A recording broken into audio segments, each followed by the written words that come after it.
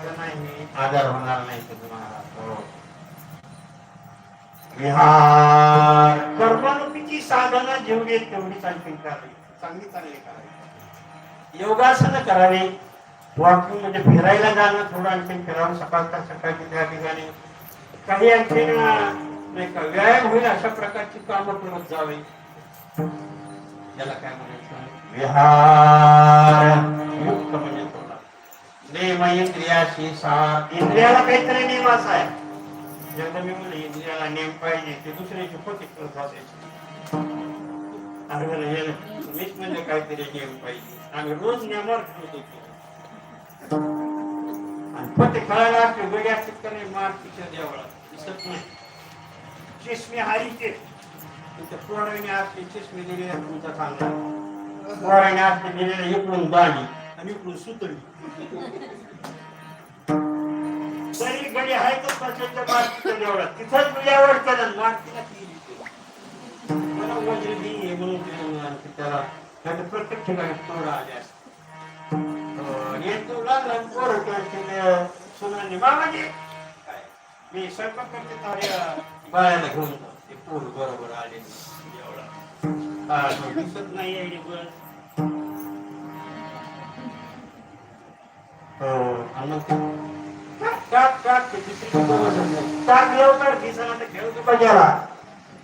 म्हणा राम या रंडी आहे करे तुला रंडी तुला रंडी याला विचारल्यावर हे पुढं काय करते.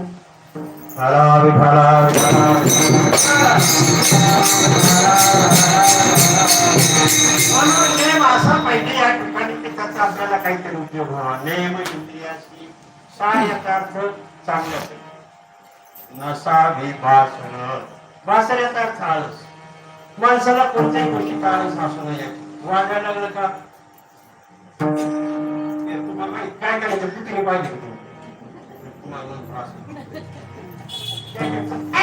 आपले कुत्रे बळचे पण आमचं तुम्ही जर अवघड विठ्ठला विठ्ठला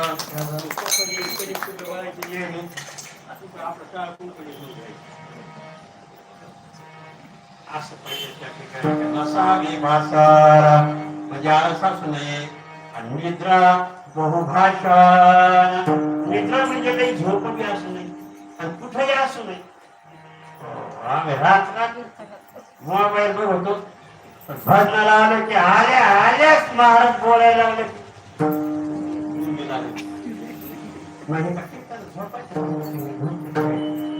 म्हणून नसावी निद्रा म्हणजे जास्त असू. बहुभाषण नाही बडबड करणं चांगलं योग्य अशा प्रकारचं बोलावं. शब्द असे महाराज शब्द 10 बसवतात 10तून उठवतात. विठाला विठाला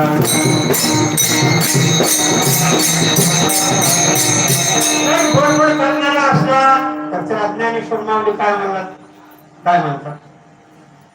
नाही. जास्त जर बडबड केली ज्ञानेश्वर माऊली त्याला काय म्हणतात. अनंत वाचाळ अनंत वाचाळ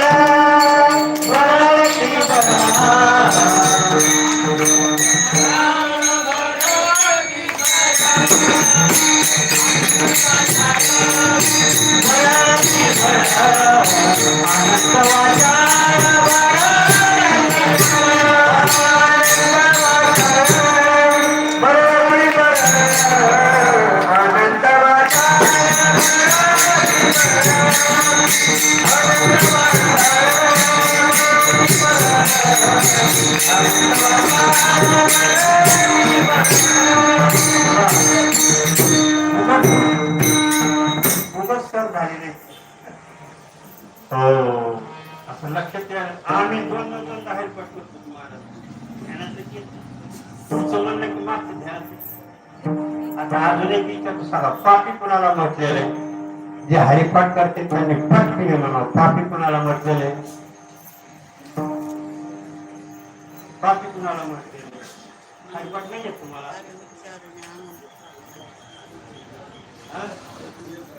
नाही. नामाशी विन्मुख होणार